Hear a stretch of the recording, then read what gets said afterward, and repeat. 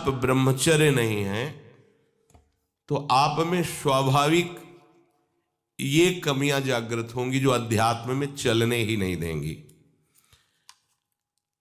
ब्रह्मचर्यहीन के लक्षण, जिन्होंने ब्रह्मचर्य का नाश किया है, अपने आप जांच लेना। उसके अंदर बार बार काम पीड़ा जागृत होगी, उसका विचार कामाशक्त होगा, पहला लक्षण। बस उसकी बार बार वृत्ति काम की आएगी, बार बार पीड़ा हृदय में काम भोग की प्रेरणा देगी। वो इतना असमर्थ होने लगता है कि आंख मिला के बात करने की भी हिम्मत नहीं रह जाती उसमें।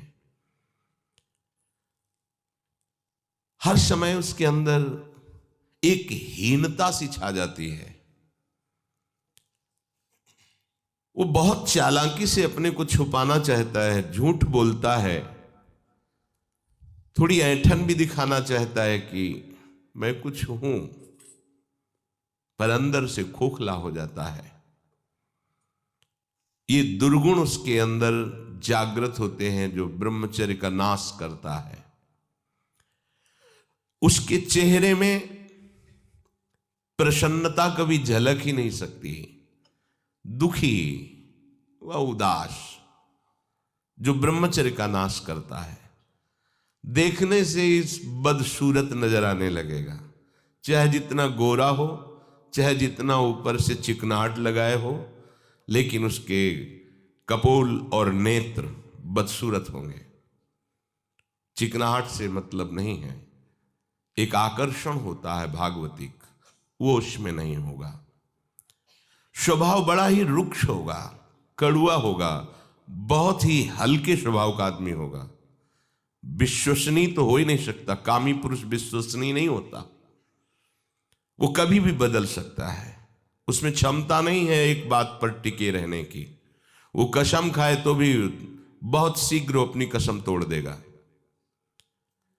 स्वभाव में कभी उसकी प्रसन्नता नहीं होगी, स्वभाव उसका चिड़चिड़ा बन जाएगा।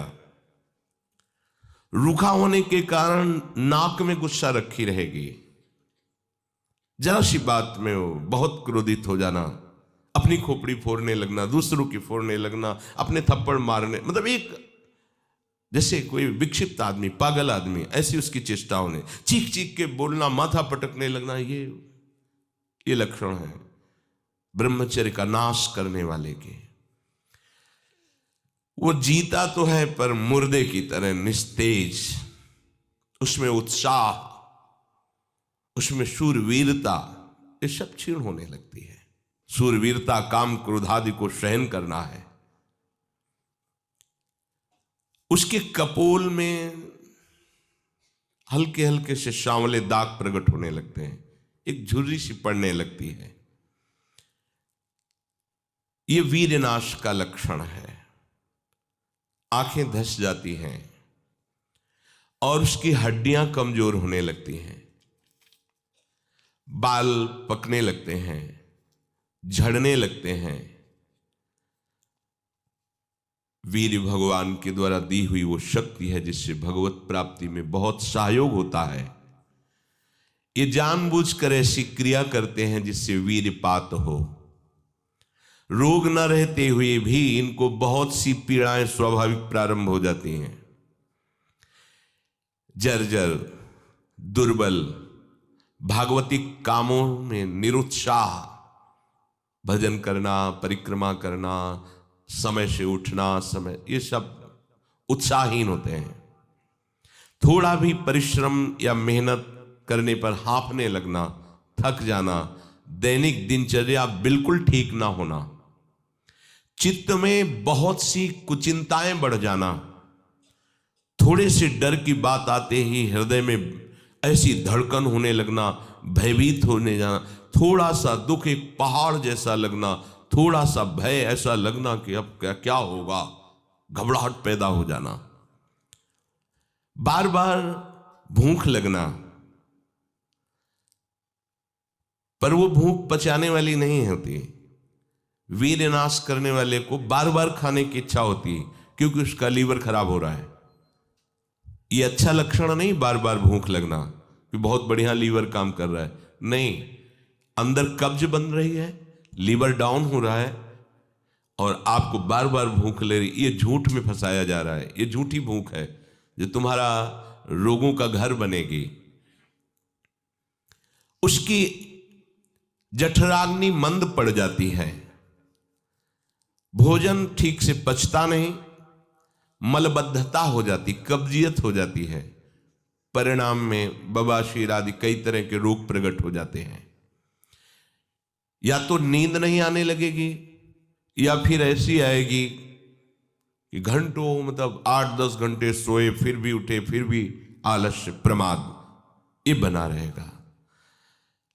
आंखों में हर समय भारीपन बना रहेगा, बिना किसी चेष्टा के रात्रि में स्वप्न दोष हो जाएगा, वीरपात हो जाएगा।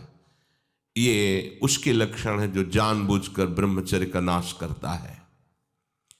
वीर का इतना पतला हो जाना कि लघुशंका के लिए जोर करने पर वीर निकल जाना बहुत बड़ी हानि है। नए नए बच्चों में जब उनसे प्रश्न करते हैं कि आपके दर्शन से ऐसा महसूस होता है आप कोई गलत चेष्टा करते हैं, तो वो कहते हैं अब नहीं करता, लेकिन पहले जब आपसे मिला नहीं था तब होती थी, लेकिन लक्षण तो अब भी प्रकट हो रहे हैं। तो कहते हैं वो स्वाभाविक वीरपात हो जाता है, स्वप्न दोष में भी और लघु शंका में भी। इसका कारण है आपने बहुत ही गलत आचरण किए हैं। ये जो हस्त मैथुन आदि क्रियाएं हैं इनके द्वारा पूरा का पूरा आपका जीवन नष्ट हो जाता है। इसे खिलवाड़ मत समझो। चाहे गृहस्थी में भी जाना हो तो खिलवाड़ मत करो। आप गृहस्थी लायक नहीं रह जाएंगे।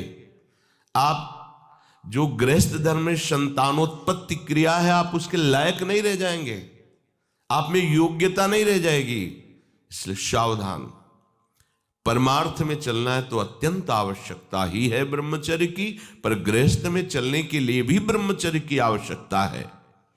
जहां वो पेशाब करने के लिए जोर लगाते हैं तो वीर स्खलित होने लगता है थोड़ी थोड़ी मात्रा में। ये हस्त मैथुन करने वालों का प्रधान चिन्ह है। इसका परिणाम यहां तक हो सकता है कि पुरुषत्व का नाश होकर नपुंसकता आ सकती है।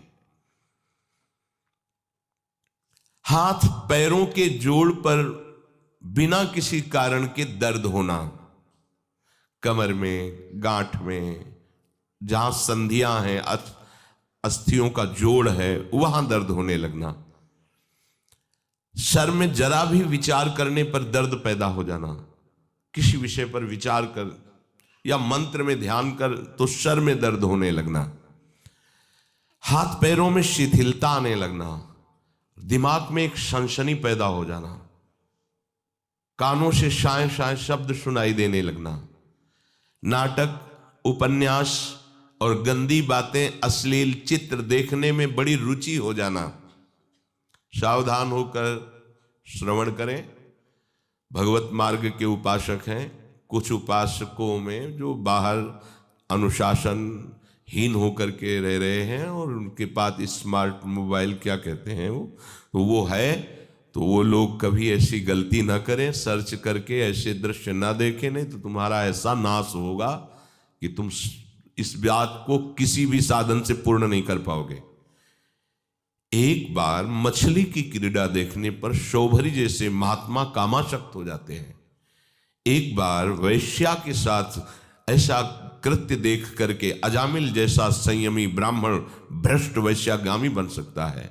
और आप देश विदेश की ऐसी गंदी फिल्में, गंदी बातें देखकर आप अपने को संयमी रख सकते हैं? क्यों आप अपना नाश कर रहे हैं? क्यों आप अपने शत्रु बन रहे हैं? उपासक समझता है कि कोई जानता नहीं है, लेकिन तुम जिसको जानने के लिए चले वो तो तुम्हें जान रहा है ना। वो कैसे तुम्हारे सामने आएगा? कैसे तुम्हारे मुख में नाम चलेगा? कैसे हृदय में भगवत प्राप्ति का उत्साह रह जाएगा यदि आप ऐसा? उपासक को नाटक, उपन्यास, सिनेमा, अश्लील चित्र, गंदी पिक्चरें बिल्कुल नहीं। क्यों अपना नाश कर रहे हो? पर उसको रुचि हो जाएगी, जो व्यभिचारी प्रवृत्ति से युक्त है उसको ये अच्छा लगेगा। बार बार पेशाब होने की इच्छा होना,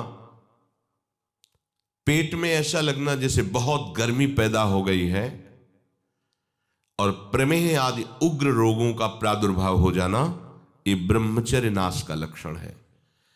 तलवे हथेलियों पर पसीना आने लगना, हाथ पैर में जरा भी काम करने के लिए चलो तो कंपायमान होने लगना, थोड़ा भी ऋतु परिवर्तन बीमारी को पैदा कर देना, थोड़ा सा गर्मी थोड़ा सा सर्दी, बीमार हो गया, उसे प्रकृति का प्रहार सहन न करने की सामर्थ्य आ जाती है।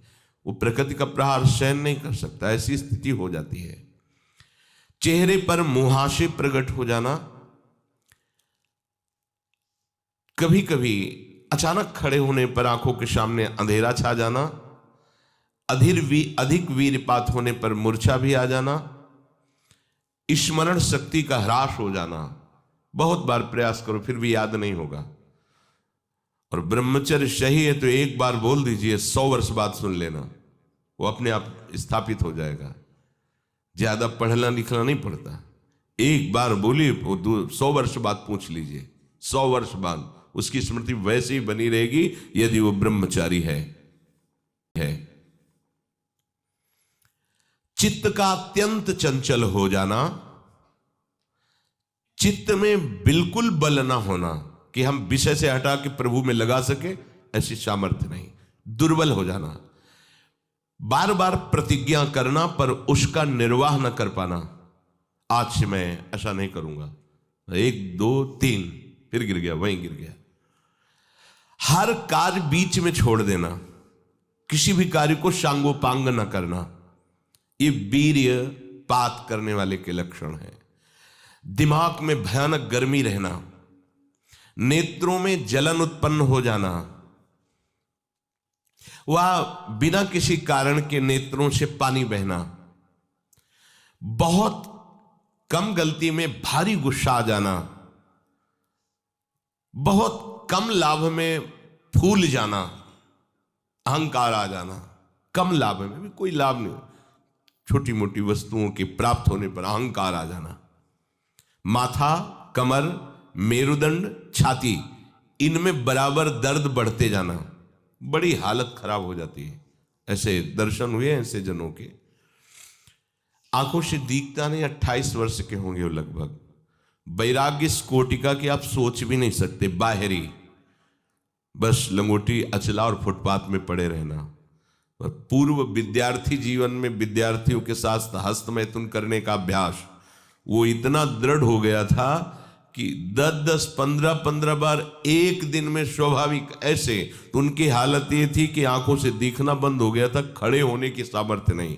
तो हितधाम में एकांत में मिलके कहा था कि आपका जो ब्रह्मचर्य का प्रवचन सुना और हमें तो ऐसा लगा कि शायद आप उपाय बता सकते हो। तो हम कहा हमारे पास कोई, हम आयुर्वेदाचार्य है नहीं, और दूसरी बात है कि ये चीज़ आपके हाथ में है, अगर आप नहीं रोकते हैं तो आपको ऐसी दशा में पहुंचा देगा ये क्रिया कि आप किसी काबिल नहीं रह जाएंगे। रीढ़ की हड्डी कमजोर हो जाती है और उसमें सीधे बैठने की सामर्थ्य खत्म हो जाती है, वो झुकाव ऐसे, वो झुक करके ही ऐसे बैठना। वीरपात करने वाले के मसूड़े में फूलना, मुख से दुर्गंध आना, शरीर का पसीना दुर्गंध युक्त होना, ये वीरवान के यहां से दुर्गंध नहीं आ सकती। जो वीरवान अर्थात जो ब्रह्मचारी है उसके यहां से दुर्गंध, उसके मुख से दुर्गंध नहीं आएगी, भले कुल्ला करे या ना करे, ये वीर में सामर्थ्य होती है। नाक के साइड में यहां कालिमा आ जाना, फिर वो कालिमा धीरे धीरे कपोलों में बढ़ते जाना, ये वीर नाश का लक्षण है। वीर्य नाश से उदर लंबा होना, पेट बढ़ना शुरू हो जाता है, आंतें बढ़ना शुरू हो जाती हैं, उसकी वाणी में मृदुता नष्ट हो जाती है, कर्कशता रुक्षता आ जाती है, उसका स्वभाव अप्रिय बन जाता है, छाती की हड्डियां दिखने लगती हैं, वो ना तो लोक में ना परलोक में किसी भी कार्य में उत्साह करने लायक नहीं रह जाता। वो जरा सी भी बात में बहुत बड़ा अपने को अपमानित होना समझता है, ये वीरपात से उसके अंदर दोष प्रकट